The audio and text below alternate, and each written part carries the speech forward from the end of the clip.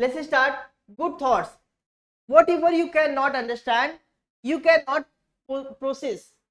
Its mean is that जो कुछ आप समझ नहीं सकते, जो आप समझ नहीं सकते, you cannot process, आप उसे कभी हासिल नहीं कर सकते. तो कभी भी किसी चीज को हासिल करना है तो पहले उसको समझना होगा, चाहे वो अपने लाइफ में कुछ भी बनना चाहते हो. आप अपनी स्टूडेंट लाइफ में देखो तो क्या कौन कौन सा लेवल होता है.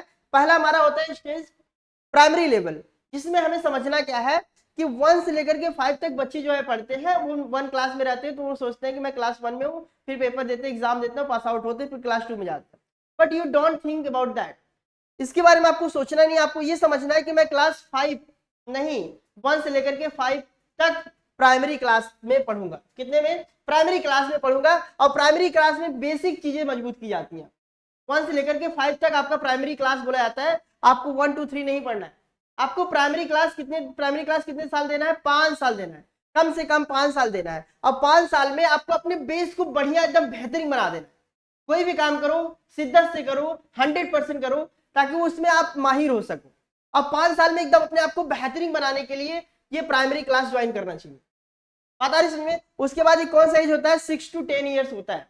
6 to 10 ईयर्स में ही बच्चे क्या होते हैं? मेच्योर होते हैं. धीरे धीरे नॉर्मल बेसिस को, अपने बेस को मजबूत करते हैं. स्ट्रांग करने के बाद वो क्लास मिडिल्स में जाते हैं, मिडिल लेवल में जाते हैं.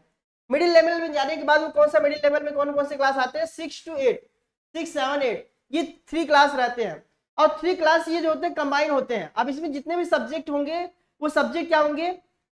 सब मिलते जुलते रहते हैं. अब क्लास 6 का जो बच्चा ढंग से पढ़ता है वो क्लास 7 का अच्छे से सॉल्व कर पाता है.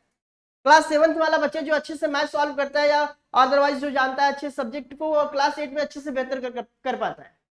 बात आ रही समझे? क्लास 8 में अगर बेहतर करता है तो उसके बाद वो अपने एज को क्रॉस करता है 11 to 13 ईयर्स में. इसी एज में मैक्सिमम ये 11 to 13 एज में ही वो फिर जाता है किसमें? सेकेंडरी क्लास में. और जो बच्चा इस लेवल को प्राइमरी लेवल से मिडिल लेवल से सेकेंडरी लेवल में आता है, सेकेंडरी लेवल में जाने के बाद वो 9 to 10 होता है. क्लास 9 में और 10 में जाता है, जिसको हम बोर्ड बोलते हैं. अब यहाँ पे क्या होता है? भूचाल आता है. बच्चे के लाइफ में क्या होता है? खलबली मच जाती है. एजुकेशन लाइफ में क्या होता है? अंदर से एक ज्वालामुखी फूटने लगता है कि मुझे अब बोर्ड देना है. बच्चे सब कोचिंग ज्वाइन कर लेते हैं, पढ़ते हैं, ढंग से पढ़ते हैं, टाइम देते हैं. बट यही टाइम आपको क्या कहां से देना है? प्राइमरी लेवल से ही देना है. जो आप क्लास 9 में गलती करते हो, अगर आप क्लास 9 से ही, क्लास 1 से ही 9 तक या 10 तक पूरा अच्छे से अपने मेहनत को, एफर्ट को 100% करते हो, तो एक दिन क्या होता है आपका, जो आप परेशान होते हो ना एग्जाम के टाइम पे कि इतना मेरा कम आया, इतना मुझे लाना चाहिए था, इतना मुझे ये प्रॉब्लम हो रहा है, ये प्रॉब्लम हो रहा है, ये प्रॉब्लम कभी नहीं होता. अगर आप कहां से स्टार्टिंग किए होते? प्राइमरी लेवल से ही अपने मेहनत को एकदम 100% और कंटिन्यू करने की कोशिश करते, तो ईमानदारी से करते, तो आपका यहाँ पे कहाँ पे सेकेंडरी लेवल में कोई दिक्कत नहीं होती. और यहाँ पे बच्चे आने के बाद एकदम तबाही मचाते हैं. समझ में आ रही बात? और सपना कितने का देखते हैं? 90% का देखते हैं, 90-95 का देखते हैं. बट 90-95 का परसेंट देखने से पहले आपको किस पे मेहनत करना चाहिए? प्राइमरी लेवल और मिडिल लेवल पे मेहनत करना चाहिए. और ये आपका बेस है, और बेस को मजबूत हो जाएगा ना, तो फिर ये ऑटोमेटिक आपको बहुत ईजी लगेगा. फिर जैसे क्या होता है, बच्चे क्या होते हैं 14 से 15 ईयर्स क्रॉस करते हैं, उसके बाद वो जाते हैं किसमें? सीनियर सेकेंडरी में जाते हैं. सीनियर सेकेंडरी में जाने के बाद ये सीनियर सेकेंडरी में कौन सा होता है? 11 और 12 का होता है. जो बच्चे सीनियर सेकेंडरी बोले जाते हैं उनको 2 साल मिलता है सीनियर सेकेंडरी में. अब ये 2 सालों में वो भी जब पढ़ना जाते हैं, 11th में जाते हैं, पूरा सिलेबस चेंज हो जाता है. 10th तक तो बेसिक आराम रहता है, नॉर्मल रहता है. बट उसके बाद भी 11th में जाते हैं, 10th में 11th में क्या होता है? उनका माइंड डिस्टर्ब होने लगता है कि यार इतना टफ है, आप कैसे करेंगे. बट जो बच्चा प्राइमरी लेवल से ही अच्छे से पढ़ा है, मिडिल लेवल भी अच्छे से पढ़ा है, सेकेंडरी लेवल भी अच्छे से पढ़ा है, उसके पास बेसिक नॉलेज और एकदम 100% अपना मेहनत किया हुआ है, एफर्ट दिया हुआ है, वो क्या होता है? सीनियर सेकेंडरी में उसको कोई भी प्रॉब्लम नहीं होती है. टीचर के समझाने के बाद उसको तुरंत समझ में आ जाता है, एक्टिविटीज वो तुरंत करने लगता है, तुरंत अपने होमवर्क, अपने क्लास, अपने सब कुछ को 100% करने लगता है. बट जो बच्चे नहीं पढ़ते हैं, जो प्रॉब्लम ये होता है कि सिर्फ खेलने में अपना टाइम बर्बाद करते हैं, बस 9th और 10th में आते हैं तो थोड़ा सा मेहनत करते हैं, उनके लिए प्रॉब्लम ये होती है 11th में. वो अपने सिर पे हाथ दे के बैठ जाते हैं. आप क्या करें? उनको इंग्लिश में प्रॉब्लम होगी, मैथ में प्रॉब्लम होगी, अदरवाइज जो साइंस होगा उसमें प्रॉब्लम होगी, केमिस्ट्री में प्रॉब्लम होगा. तो बेसिक आपका मजबूत नहीं होगा तो क्या होगा? सीनियर सेकेंडरी में बहुत ज्यादा प्रॉब्लम होती है.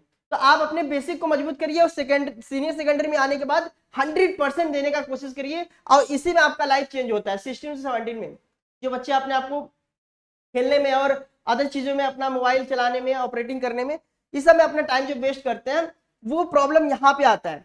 16 टू 17 ईयर्स में उनको प्रॉब्लम्स होती हैं। बस थोड़ा सा मेहनत हो जाता है, यही थोड़ी मेहनत आपको रंग लाती है। अब 12th के बाद आपको पढ़ने की जरूरत नहीं है, आपको बस समझने की जरूरत है।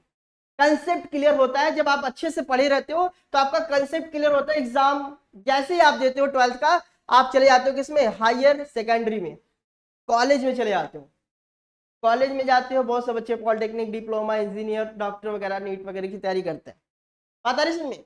तो ढंग से जो लड़का पढ़ता है 18 के एज में ही वो अच्छे से अपने आप को बना लेता है। फिर वो अपनी उसको करियर बताने की जरूरत नहीं है, उसका करियर फिक्स होता है। लास्ट में वो पूछते हैं सर आप क्या करें, तो वही बच्चा पूछता है जो क्या करता है, इन सभी लेवल को वो ढंग से ध्यान नहीं देता है, ढंग से नहीं पढ़ता है।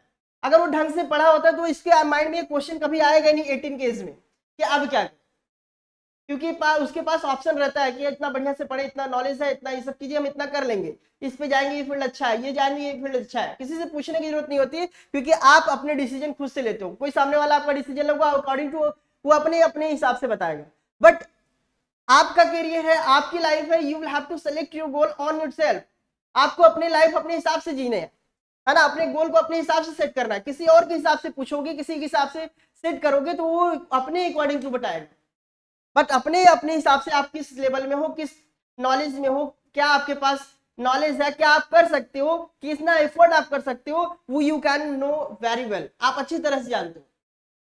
तो you have to do it कि आपको कैसे, जो बच्चे अभी आपके छोटे भाई होंगे या आपके छोटी बहन होगी, कोई भी होगा, तो उन लोगों को थोड़ा समझाइए कि आप प्राइमरी, मिडिल और सेकेंडरी और सीनियर सेकेंडरी और हायर सेकेंडरी, इन सभी लेवलों को क्या होगा, अच्छे से अगर पढ़ लेगा। कितने लेवल है, primary, middle and secondary and senior secondary, and इतना तब सभी 3 स्टेप, अगर 4 स्टेप भी ढंग से अगर अच्छे से पढ़ लेता है, उसके बाद उसको समझाने की जरूरत नहीं है, उसको कुछ करने की जरूरत नहीं है। 100% वो अपना करता चला जाएगा।